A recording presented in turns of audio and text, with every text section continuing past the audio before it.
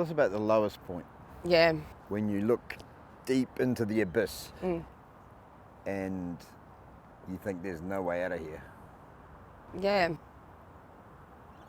Take me to that place. Take me there. Yeah. There were several points, but the lowest point. Yeah. So it was probably when I was living in and out of hotel rooms in the eastern suburbs of Melbourne, and I was hanging around these people, and I'd gone from a partner that I was with to hanging out with his drug dealer, my ex-partner's drug dealer. So I got rid of my boyfriend and I was hanging out with this drug dealer. And he was very good at psychological warfare, I suppose you'd say, and building me up and breaking me down to the point where I was like reliant on him. And they start playing mind games on you. So they start trying to scare you. So hard to describe because it's going to sound psychotic. That world is. It is psychotic. Like, so for instance, like I was in a house and then people would run across my roof. Literally, people, this isn't imaginary, right? These people that I was hanging around would send other people to run across my roof and then go, oh, is it like anything that happened tonight? Like, how are you? What's going on? I'm like, well, and you're on drugs, so you're thinking that, you know, they're going to think you're crazy if you say something like this. And, you know, I'd say, oh, well, you know what? Someone's just run across my room. I'm petrified. I'm literally sitting in a corner of my lounge room with all the blinds shut, so there's no shadows or anything, so these people can't see, yeah? And I'm telling them this, and they're like Jekyll and the Hyde. They're laughing, and it wasn't until probably like a year later of being in those kind of situations and like, you know, being on a laptop that they'd got off someone that was stolen and the green light coming on and them actually watching through the video camera what's going on in your house and then using that information that they're filming against you, you know, so rocking up and being like, oh, this and you're just like going, okay, that's too coincidental for you to know, but they're filming me in my own house. It sounds like a time of where you feel completely worthless. Yeah. Not only to yourself, to the world, to your family. Yeah. And the only ally you've got is a bag of gear and a pipe. Yeah, look, I'll be honest with you, the only ally that I had, and he was a saving grace, and anyone that knows me knows this, is I got a dog, right? And it's going to sound so stupid, but that dog became more to me than any other human or anyone else in my life. His name is Ruckus. He was a staffy. I couldn't afford to keep myself, let alone get a dog, but that dog came first before the drugs. And he started building compassion and empathy in me, and slowly, it didn't just happen like that. I started cutting people off for my dog, and my dog was my world. And your saviour. Yeah, 100%. He was the love of my life. He's one of the... Just from a timeline perspective, so you've started 18. Yeah. At what stage did things get to that point where it's an absolute horror show? It was an absolute horror show from the time I was 21. How long did the addiction last for? 9 years. 9 years. 9 years. 9 long years. 9 years, yeah. And you know what? It feels like it was like that. It doesn't feel like 9 years. The years went so quick, although the days went so slow. Go figure. Yeah, the days, sometimes they dragged. You know, when you haven't got any money for food or anything, and you know, at some points in my life I was stealing food because the drugs came first. Yeah, and I was good at it too. I was good at stealing, and then stealing became something that I did to support myself because it would go house, I'd pay for wherever I was living, I'd pay for the drugs, and then I'd pay for Ruckus, my dog, or vice versa. The Ruckus came before the drugs. So yeah, 9 years of my life I was hooked to, I danced with the devil. I danced with the fucking devil. And essentially become something of a well-practiced criminal. Yeah, I wouldn't say that I was a well-practiced criminal. I definitely wasn't a criminal. Or you can say I was a criminal because I used to steal, but I definitely wasn't a criminal. I hung around criminals. But stealing's, you know, criminal, and it's taking things from people who... was it shops or was it... It was shops. I never once stole off people. That's something that I can sit here and say. I was never ever one that said, oh, I was on drugs so I could do this. I hung around people that were like that, but I never did it. So you would steal items and sell them to support the habit? Yep. Yeah, I definitely would steal items and sell it to support myself. No, it wasn't ever to support the habit. It was to support my little bit of nutrition that I needed. It was never to support the habit because I always had money coming in. How did that sit with your moral compass? How did it sit with my moral compass? Well, at the start, nothing really sits with your moral compass, but the more you do things, it almost becomes habitual behaviour and your morals go out the window. And I think at this point with the people that I was hanging around, it was the norm. This is what people were doing. Yeah. So you get to that point where you've left the boyfriend, you're hanging out with this drug dealer, he's treating you poorly. You've essentially lost all sense of self-worth. Yeah, I've lost all contact with my family. All contact with your family. Christmas days, where were they spent? Christmas days, I probably spent 5 years by myself on Christmas Day. It's a time for family. I know it's a time for family. It's a time for family. Isn't it time for a wake-up call then? Yeah, it was. And at this point, I'm slowly getting my dad back into my life, and my dad's slowly starting to see who I was as a person and that his daughter needed help. And there's, up until this point, there's no one trying to pull you back and trying to help you? Yeah, so I was pretty fortunate. I had a boss and his wife at this time who knew what was going on. I was a sales rep for a newspaper company, and I think that they had their own issues in their life when they were younger, and they could see it since day dot. They knew what was going on, and they would let me go to their house and they would let me veg out when I was coming down. And then I think after those Christmas days and stuff, for probably the next 3 years, I spent Christmas Day at their house. So they couldn't have kids, and they took me in like their own. At the same time, trying not to strangle me and trying not to smother me too much. Every time someone got too close, I was just like, oh, I can't do this. It's too much to try and unravel. It's hard to have clarity when you're high all the time, I suppose. Yeah. So, look, you're a standout on the new show Married at First Sight, the most popular reality show in Australia. How have you gone from where I was to where I am today? Which is a dramatic progression. Yeah. So you said to me before, you're like, did you have any moments of clarity? Did you have a certain point at your life where you're like, I should get out of this? And it was like a Sunday, and I was at the shared house in Frankston. I still remember the day so vividly. This house was a shithole, an absolute shithole, to the point where they had the original timber floors, and where the architraves were, the skirting boards down the bottom, the plasterboard had actually come away from the wall, and there was no ducted heating or anything, but everyone had their rooms, and there were other drug addicts in there, but it was run by someone who was actually a father anyway, long story short. And it was a Sunday, and I had, I got all these fast friends and all these people that say they care, and at the same time I know they don't care, shake yourself out of it, they don't care.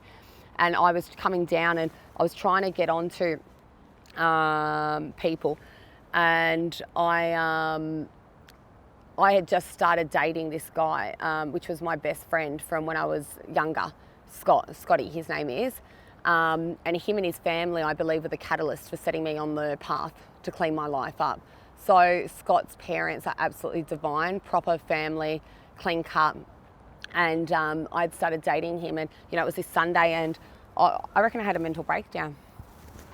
To be honest with you, I had a mental breakdown. I was sitting there, and I think I was trying to get more drugs, to be quite honest with you. Right, I'd been up for days to the point where you get skitty and you get a little bit paranoid. You haven't slept. You got sleep dip up to your back eyeballs, and I was trying to get more drugs, and no one would answer.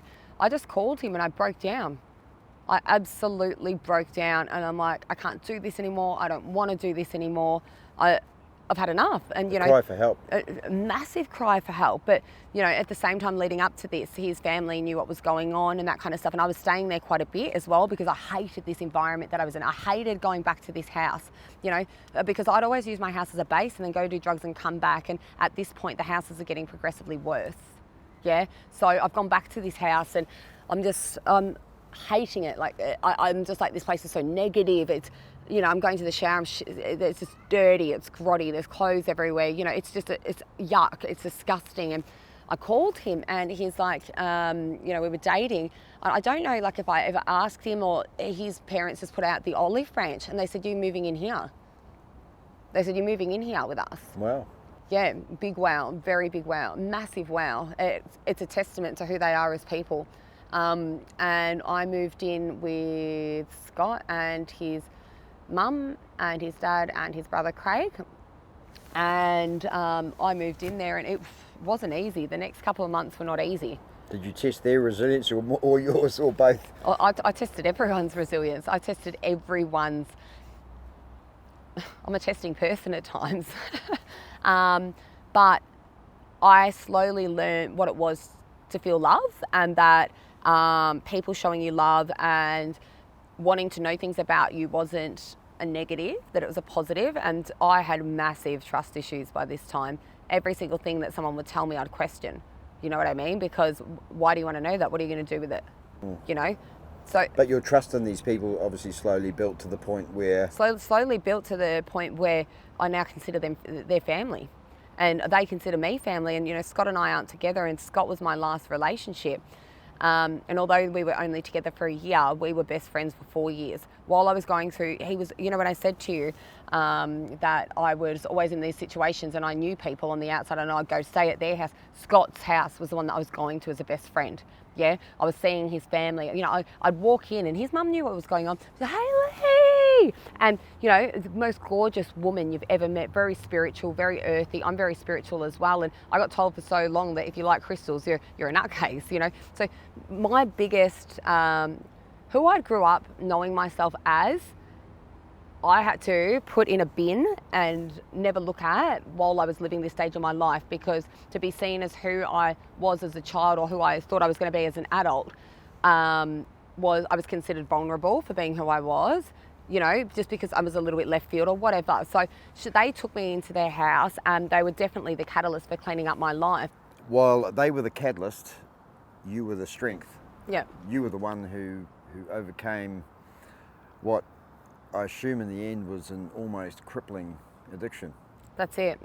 Look, I've always been a pretty strong girl. That's something that I'm very good at, being strong and resilient. And I think I found strength in having people that supported me for who I was as opposed to what I've done. Did you just stop, or I didn't stop. Was it something that took some time? I relapsed while I was there. I started using drugs again while I was there. But, you know, I had these people that no matter what, they were standing behind me and they were standing tall. They wouldn't let me. They wouldn't let me go to ruins again, yeah. And I ended up actually moving out of Scott's house and going up to Queensland and moving up to Queensland. And I was on Facebook one day and I saw all these, this is when like bodybuilding and fitness competitions were in their early stages. And I remember seeing these girls and being like, whew, look at them, yeah. And this one girl like had a story and like she had gone through some pretty shit situations like myself. And I moved up to Queensland and then I started going to gym. And through gym, through Scott, I found my own sense of identity. And through working out, it's like, you know, working out and fitness, it takes a lot of dedication, a lot of self-respect. And if you want to work out to a level where you're going to be competitive, you've got to have structure again in your life. And through working out, through having Scott's backing, I just found myself again. And I found out that I was stronger than I thought, more resilient. And yeah, just I think my drive and my want to, I never looked back. I just never looked back. That must have been a real moment. Yeah, well, Scott sent me a message at Christmas time. He goes, "What's going on, Wonder Woman?" And everyone calls me it. Yeah, they go, "You're like a superhero. You're like a phoenix." And I'm like, because I always knew when I was on drugs, right, that I could get the good jobs, I could get everything. The only thing that was stopping me from keeping them is myself and the addiction. You know, this smoke that I had always lingering around me. So I had a massive epiphany with myself. And once I started doing one thing, and I believe in like cognitive energy, and you know, once you start doing things, it's like a tumbleweed effect. It just starts blowing out of control and being positive. And I started learning about mindset as well, and that you don't necessarily need to have people around you to be strong within yourself, and start building your identity back. And that's what I did. And you got rid of the enablers. 100% I got rid of the enablers. One of the biggest ththings I did was I moved out of my hometown, and I moved just far away enough where they couldn't deliver me drugs. So I moved to a place called Mordialloc, which is probably, I don't know, 25 Ks, and I didn't know anyone there. And for a good year, all I did was gym, work, sleep, go to bed. Gym, work, sleep, go to bed. And then I slowly moved up the peninsula, and now I live in a great townhouse in Port Melbourne, one of the best areas in Melbourne. I've got my life. I have limited friends these days. You'd also have to look in the mirror every day and sort of say, yeah, go girl. Yeah, 100%. 100%. I'm really proud of where I am today, extremely proud of where I am today. Look, a lot of people haven't recovered. A lot of people that I know are in jail, dead, yeah, or still living that life. And I just knew that's not what I wanted. I wanted to get the young girl back that had hopes and dreams. And, you know, I say it on the show that I've got ambitions, I've got goals, I've got drive. But I've had so many goals that I've conquered along the way that this is just the beginning. You know, it's been 4 years, 5 years of being clean, and I've done so much in such a short period of time. But now I've got time to make up on. But you've also got a message and perhaps an inspiring story to share with others who want to listen, who are perhaps on that road to hell, you know? Yeah, well, look, I've said since day dot, if I didn't find a husband and he was a bit of a shit kicker, that my biggest message that I wanted to get out of this is if one Australian was sitting there and they were watching me on telly and they could look at my honesty and look at my story and see who I am as a woman and say to themselves, well, you know what? If she can do it, I can do it. Then this whole experience, no matter all the shit I'm going to cop, yeah, is going to be well worth it. Okay, well, let's do the introductions again. Hayley Vernon, 32, from Melbourne, married at first sight villain, starlet, and former drug addict. Yeah. Hi, my name's Hayley. I'm 32 years of age from Port Melbourne, married at first sight. What am I going to say? Villain, starlet, and former ex-drug addict. Big ups to you. Well Thank done. you. I appreciate it.